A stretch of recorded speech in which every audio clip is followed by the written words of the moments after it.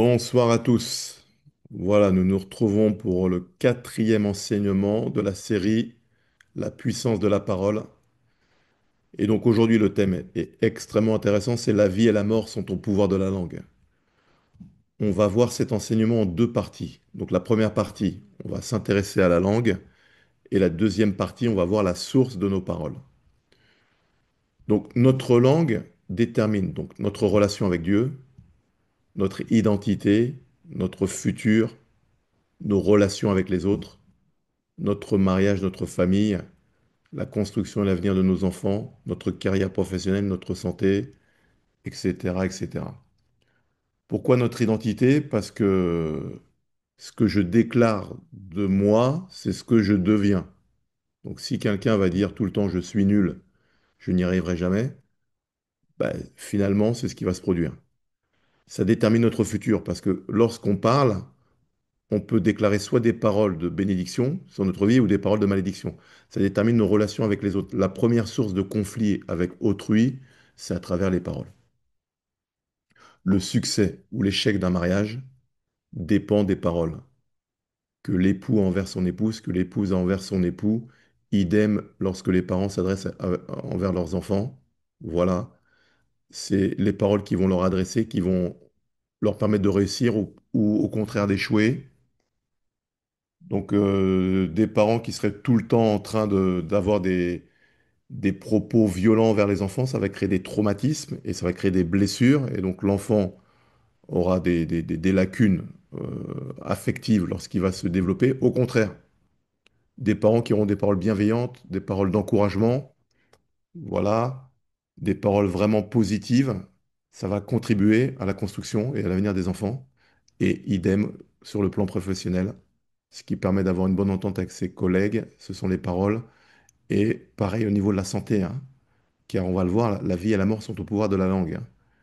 Donc on va voir que les paroles ont la capacité d'allonger et de raccourcir la vie. Donc là, je pense que ça va en interpeller plus d'un. Donc première partie, la langue. Donc on voit, alors c'est dans Jacques chapitre 3, versets 1 à 12. Donc Jacques écrit un long texte sur la langue, et son texte, il est vraiment fort, hein. Donc Jacques chapitre 3 à partir du verset 1. Mes frères, qu'il n'y ait parmi vous un grand nombre de personnes qui se mettent à enseigner, car vous savez que nous serons jugés plus sévèrement. Nous bronchons tous de plusieurs manières. Si quelqu'un ne bronche point en parole, c'est un homme parfait, capable de tenir tout son corps en bride. Ça, c'est fort, hein. Donc si quelqu'un, on vient, on l'insulte, on le provoque, on dit toutes sortes de propos diffamatoires à son encontre, et qu'il ne bronche point en parole, c'est-à-dire qu'il ne répond pas, c'est un homme parfait, capable de tenir tout son corps en bride. Voilà. Si nous mettons le morse, dans la bouche des chevaux pour qu'ils nous obéissent, nous dirigeons aussi leur corps tout entier. Voici même les navires qui sont si grands et que poussent des vents impétueux sont dirigés par un très petit gouvernail au gré du pilote. De même, la langue est un petit membre et elle se vante de grandes choses. Voici comment un petit feu peut embraser une grande forêt. Vous voyez, de même, la langue est un petit membre, elle se vante de grandes choses. Voilà comment un petit feu peut embraser une grande forêt. La langue aussi est un feu. C'est le monde de l'iniquité. La langue est placée parmi nos membres, souillant tout le corps et enflammant le cours de la vie, étant elle-même enflammée par la géhenne. Voilà, il attaque, hein. Verset 7.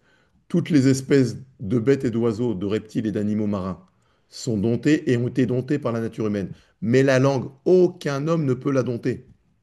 C'est un mal qu'on ne peut réprimer. Elle est pleine d'un venin mortel. Par elle, nous bénissons le Seigneur notre Père, et par elle, nous maudissons les hommes faits à l'image de Dieu. De la même bouche sortent la bénédiction et la malédiction. Il ne faut pas, mes frères, qu'il en soit ainsi. La source fait-elle jaillir par la même ouverture l'eau douce et l'eau amère? Un figuier, mes frères, peut-il produire des olives ou une vigne des figues? De l'eau salée ne peut non plus produire de l'eau douce. Waouh, waouh, waouh, waouh, waouh. Là, tout est dit. Je pense qu'on peut arrêter l'enseignement là, là. Voilà.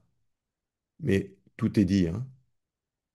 Donc, la langue, par elle, nous maudissons et par elle, nous bénissons.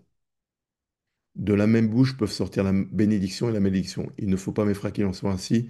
La source fait-elle jaillir par la même ouverture l'eau douce et l'eau amère. Voilà.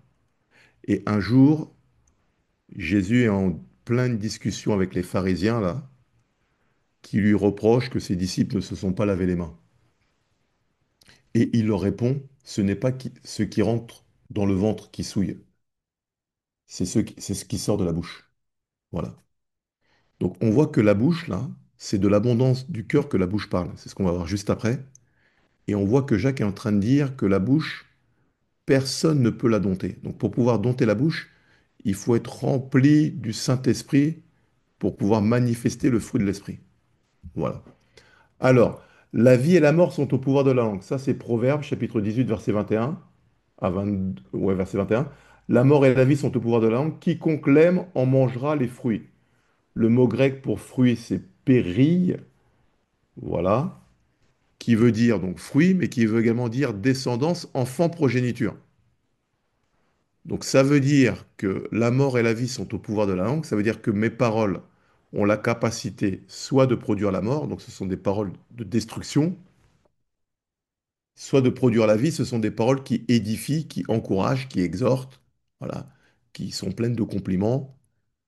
Et ce que l'on va proclamer aura nécessairement un résultat, plus ou moins, plus positif, moins négatif. Donc pour pouvoir rigoler un petit peu, là, j'ai mis le verset 22, celui qui trouve une femme a trouvé le bonheur, c'est une faveur qu'il a reçue de l'Éternel. Donc ce qui est intéressant, c'est qu'il met ce verset juste après le verset 21 où il parle de la langue. Voilà. Donc si je paraphrase, celui qui a trouvé une femme a trouvé le bonheur, une femme dont les paroles sont des paroles qui produisent la vie, puisque les deux versets se suivent. Alors, le proverbe 18-21 dans la version français courant, les paroles peuvent être source de vie ou de mort. Qui aime parler doit en accepter les conséquences. Et proverbe 15-4, la langue douce est un arbre de vie, mais la langue perverse brise l'âme. Donc je suis sûr que chacun d'entre nous, l'un des éléments qui nous permet d'avoir des amis ou d'appeler des personnes amies, c'est lorsqu'on a avec elles des discussions constructives, hein. Mais si on échange avec quelqu'un qui va toujours être en train de vous rabaisser, vous détruire, de sortir des vannes ou des paroles blessantes, vous-même, vous allez prendre vos distances parce que quand vous allez sortir de ces échanges, vous allez en sortir blessé. Pourquoi? Parce que ces paroles, ce sont des paroles de mort. Voilà. Donc c'est important de comprendre la puissance de la parole, la puissance de nos paroles, la puissance des mots et la puissance de la bouche. Alors, maintenant, qu'en est-il lorsque la parole, lorsque la langue va proclamer des versets? Non, pardon. Donc là, maintenant, je vais mettre plutôt des versets sur la langue. Donc la durée de notre vie et l'écoute de nos prières dépendent de notre langue. Je vais répéter, la durée de notre vie et l'écoute de nos prières dépendent de notre langue. Donc ça, c'est un peu troublant, quoi. Mais on le voit dans le psaume 34, versets 12 à 17. Quel est l'homme qui aime la vie, qui désire la prolonger pour jouir du bonheur? Quel est l'homme qui aime la vie, qui désire la prolonger pour jouir du bonheur? Et qu'est-ce qu'il donne comme conseil? Préserve ta langue du mal et tes lèvres des paroles trompeuses. Éloigne-toi du mal et fais le bien. Recherche et poursuis la paix. Les yeux de l'Éternel sont sur les justes, et ses oreilles sont attentives à leurs cris. L'Éternel tourne sa face contre les méchants pour retrancher de la terre leurs souvenirs. Quand les justes crient, l'Éternel entend et il les délivre de toute leur détresse. Donc là, on est en train de voir dans le psaume 34, versets 12 à 17, que non seulement celui qui désire prolonger sa vie et jouir du bonheur doit préserver sa langue du mal et s'élève des paroles trompeuses. Donc on voit que les paroles ont la capacité de prolonger ou au contraire de raccourcir la vie. Là, c'est fort, hein. Et on voit ensuite en seconde partie que l'Éternel écoute la voix des justes. En d'autres termes, quelqu'un qui va dire des paroles mauvaises, l'Éternel ne va pas écouter ses paroles. Et il va pas écouter quand cette personne va crier à lui. Voilà. Proverbe 12, 19. La lèvre qui dit la vérité est affermie pour toujours, tandis que la langue mensongère ne subsiste qu'un instant. Donc là, on est en train de voir que la durée de notre vie et l'écoute de nos prières dépendent de notre langue. Voilà. On voit également que le mauvais usage de la langue est considéré comme un péché. Ça, on le voit dans le Proverbe, chapitre 10, versets 19 à 31.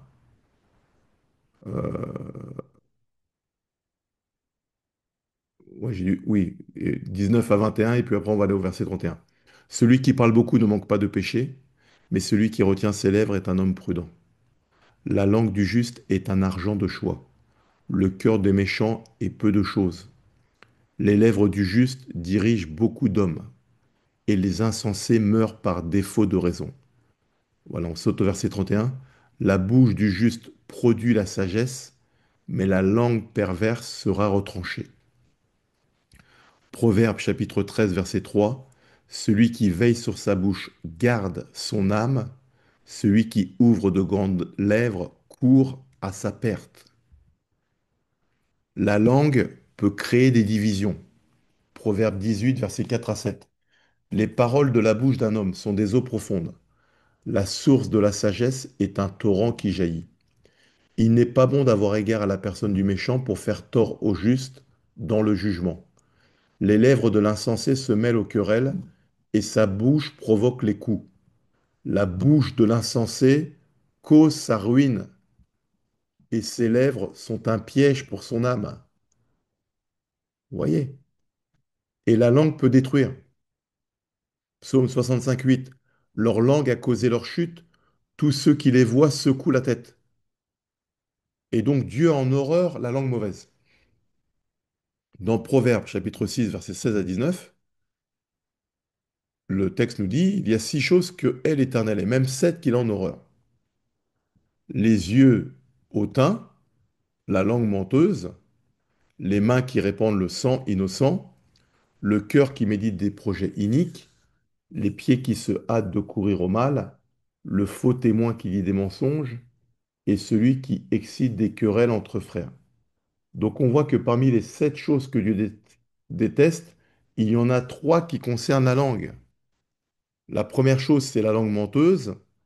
La deuxième chose, c'est le faux témoin qui dit des mensonges. Et la troisième, c'est celui qui excite des querelles entre frères.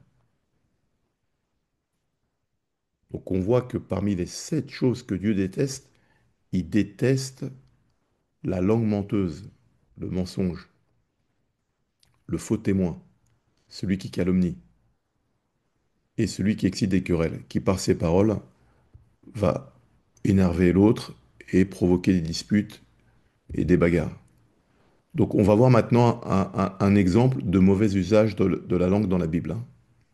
Donc j'ai choisi pour notre cas, comme cas pratique, les paroles négatives de Jézabel. Donc rappelez-vous, dans 1 roi 17, Élie donc, va proclamer que le ciel soit fermé. Le ciel a été fermé 3 ans. Dieu lui dit, maintenant tu vas près du fleuve de Kérit. J'ai ordonné à des corbeaux de te nourrir. Voilà, donc il a été nourri par les corbeaux. Ensuite, il lui dit, va chez la veuve de Sarepta. Je lui ai ordonné de te nourrir. Donc il va chez la veuve de Sarepta, elle le nourrit. À la fin, son fils tombe malade. Il ressuscite le fils. Donc tout ça, c'est 1 roi 17. 1 roi 18 maintenant. Il proclame que la pluie tombe, la pluie tombe. Il proclame que le feu du ciel tombe, le feu du ciel tombe et vient consumer son holocauste, alors que les prophètes de Baal, ils ont crié pendant plusieurs heures, il ne s'est rien passé. Et là, qu'est-ce qui se passe dans 1 roi 19?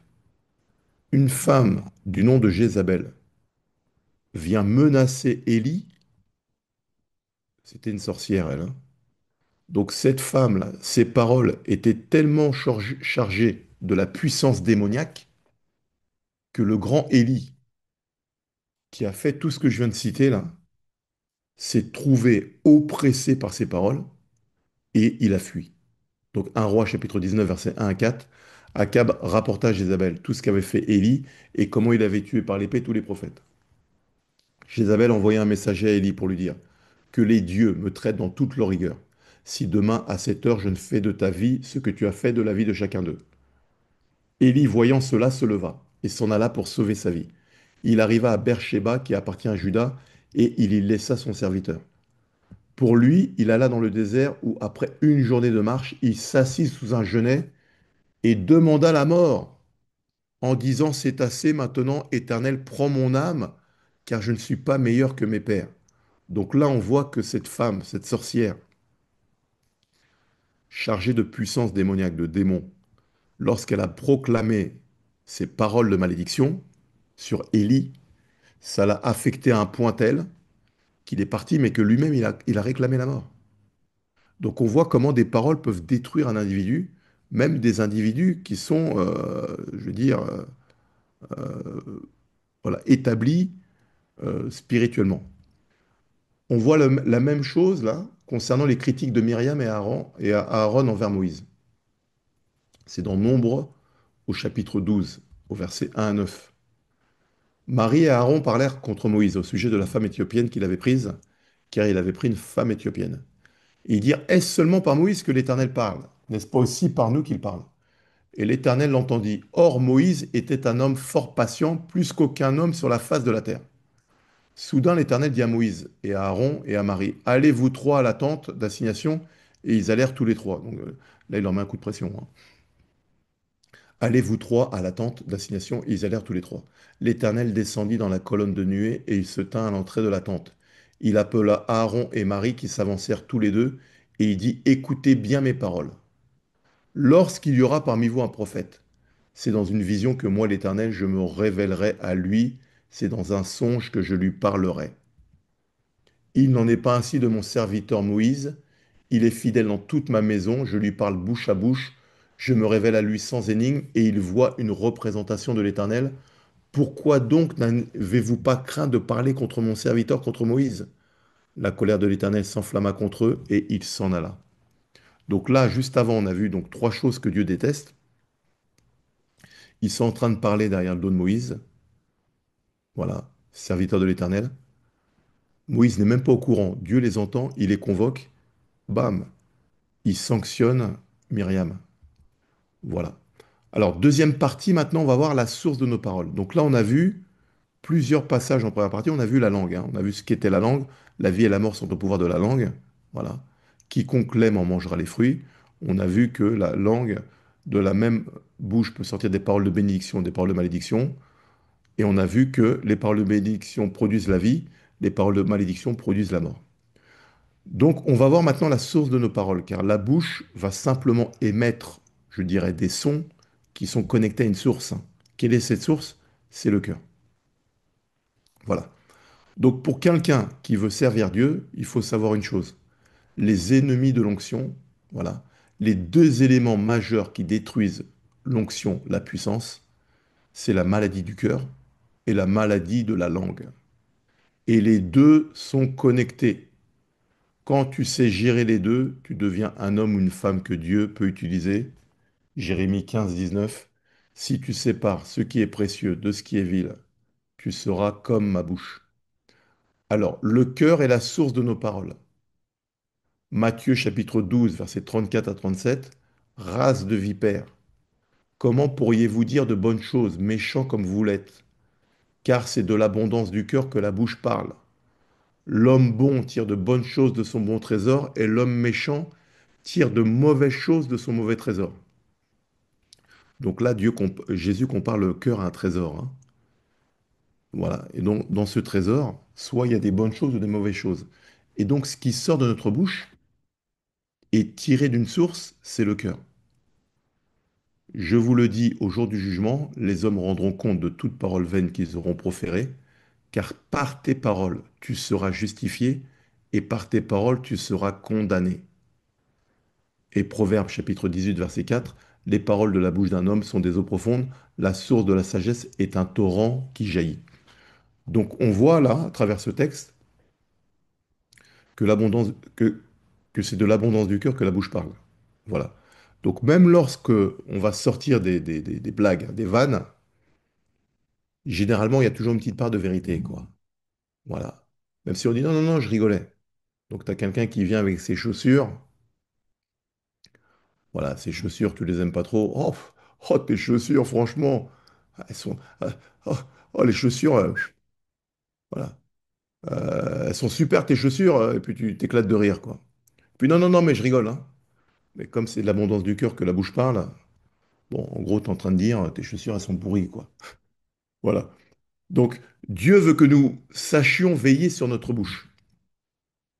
Éphésiens chapitre 5, versets 29 à 31. Qu'il ne sorte de votre bouche aucune parole mauvaise. Mais s'il y a lieu, quelques bonnes paroles qui servent à l'édification et communiquent une grâce à ceux qui l'entendent. Ce qui est intéressant, c'est que juste après, il dit, n'attristez pas le Saint-Esprit de Dieu par lequel vous avez été scellés pour le jour de la rédemption, que toute amertume, toute animosité, toute colère, toute clameur, toute calomnie et toute espèce de méchanceté disparaissent du milieu de vous. Donc là, on voit qui dit au verset 29, qu'il ne sorte de votre bouche aucune parole mauvaise, mais s'il y a eu quelques bonnes paroles qui servent à l'édification et communiquent une grâce à ceux qui l'entendent. Et juste après, il dit, n'attristez pas le Saint-Esprit de Dieu. Qu'est-ce que ça veut dire, ça? Ça veut dire que les paroles mauvaises attristent le Saint-Esprit. Voilà. Donc, lorsqu'on veut développer une communion avec le Saint-Esprit, il faut savoir que l'une des choses qui l'attriste, ce sont les mauvaises paroles. Et au verset 31, Paul écrit que toute amertume, toute animosité, toute colère, toute clameur, toute calomnie, donc là encore il fait référence aux paroles, clameur et calomnie, c'est la parole, hein, disparaissent du milieu de vous. Ensuite, Colossiens 4:6, que votre parole soit toujours accompagnée de grâce, assaisonnée de sel, afin que vous sachiez comment il faut répondre à chacun. Alors, comment contrôler son cœur? Vu que c'est de l'abondance du cœur que la bouche parle, si on veut que de notre bouche sortent des paroles d'encouragement, d'édification, de bénédiction, eh ben, il faut savoir contrôler son cœur. Alors, comment contrôler son cœur? Le premier point, c'est être rempli du Saint-Esprit. Quand on est rempli du Saint-Esprit, on produit le fruit de l'Esprit, qui est l'amour, la joie, la paix, la bonté, la bienveillance, la patience, la douceur, la maîtrise de soi. Voilà. Et donc, une personne remplie du Saint-Esprit sera en capacité de tenir sa langue. Ensuite, c'est voilà, remplir notre cœur de la parole de Dieu. Psaume 119, verset 9. Je serre ta parole dans mon cœur afin de ne pas pécher contre toi. Donc, lorsqu'on connaît la parole, cette parole qui est dans notre cœur va nous aider à maîtriser notre langage. En troisième point, consacrer son cœur à Dieu. Psaume 141, verset 3 à 4. Éternel, mets une garde à ma bouche. Veille sur la porte de mes lèvres. J'aime bien l'expression là. Veille sur la porte de mes lèvres. Ne laisse pas mon cœur s'incliner vers le mal, vers des actions coupables avec les hommes qui font le mal, et que je ne prenne aucune part à leur festin. Quatrième point, il faut faire attention aux choses que nous laissons entrer dans notre cœur. Le cœur, c'est comme un jardin, hein. Voilà. Tout ce qui rentre, si on le laisse s'enraciner, ça va produire du fruit. Donc, il faut protéger ses oreilles, ses yeux et ses pensées. Ce sont les points d'entrée par lesquels des informations bonnes ou mauvaises peuvent rentrer. S'entourer des bonnes personnes, voilà. Si vous avez autour de vous des personnes qui ont des paroles positives, des paroles qui édifient, des paroles pleines d'encouragement, voilà, des personnes qui sont visionnaires, qui ont des projets, qui ont des ambitions, vraiment une bonne mentalité, un bon cœur, et ben, ça va permettre de planter de bonnes graines dans votre cœur. Et donc ces bonnes graines vont produire de bonnes pensées et donc de bonnes paroles. En revanche, si vous êtes avec des personnes toujours négatives, toujours des paroles d'insultes, d'injures, vous passez une journée avec eux, vous rentrez, vous êtes pollué, hein. Donc il y a des personnes, il faut esquiver. Faut esquiver. Voilà. Et enfin, changer notre mentalité, comment? Par le renouvellement de l'intelligence. Au Romains 12.2, vous connaissez tous. Ne vous conformez pas au siècle présent, mais soyez transformés dans le renouvellement de votre intelligence. Voilà. Alors, ce qui est important aussi, c'est de connaître, de maîtriser les 5 niveaux de parole, hein. Le premier niveau, c'est les paroles négatives. Donc vous avez des gens, eux, dès qu'ils parlent, c'est que du négatif, que du négatif. Ces gens-là, faut les esquiver, hein. Ouais, t'as vu le temps pourri. Ouais, t'as vu... qu'est-ce que j'ai? T'as vu le temps pourri? Ouais, t'as vu à la télé, c'est pourri. Ouais, tout est pourri, quoi. Voilà. Et c'est vrai qu'aujourd'hui, on regarde l'actualité, là. Effectivement, il y a de quoi avoir des paroles négatives. Mais faut éviter, parce que ça va t'affecter. Alors, c'est vrai que les prix sont élevés. C'est vrai qu'il va y avoir des nouvelles taxes. C'est vrai que les impôts fonciers ont explosé. C'est vrai que le prix de l'essence a explosé. C'est vrai. Donc, il y a de quoi tenir des propos négatifs. Mais il faut éviter. Voilà, deuxième point, les paroles inutiles. Troisième point, les paroles neutres échangées lors d'interactions de la vie courante. Voilà. Tu prends l'ascenseur, ouais, t'as vu, il fait beau, ouais, ouais, bon, voilà. Les paroles positives, voilà. Et enfin, les paroles inspirées de Dieu. Donc, en conclusion, qu'est-ce qu'on peut dire? On peut dire que la vie et la mort sont au pouvoir de la langue. Quiconque l'aime en mangera les fruits. Donc, nos paroles que nous prononçons, ce ne sont pas des paroles anodines. Elles sont porteuses de vie ou de mort. C'est nos paroles qui déterminent nos relations avec autrui, nos relations avec nos collègues, qui déterminent les relations dans le cadre du mariage. Voilà. Les relations avec les enfants. Tout est lié à la parole. Et donc, on peut même dire que dans la vie d'une personne, la chose la plus importante, ce sont ses paroles. Par ses paroles, elle va attirer les gens. Par ses paroles, elle va faire fuir les gens. Par ses paroles, elle va tirer la bénédiction. Par ses paroles, elle va tirer la malédiction. Par ses paroles, elle va prolonger sa vie. Par ses paroles, elle va raccourcir sa vie. Et donc, la source à laquelle est connectée la langue, c'est le cœur. Et donc, le cœur, c'est le trésor qu'il faut protéger plus que tout, car c'est de l'abondance du cœur que la bouche parle. Voilà, c'est la fin de notre enseignement. Je vous souhaite une très bonne soirée et je vous dis à très vite.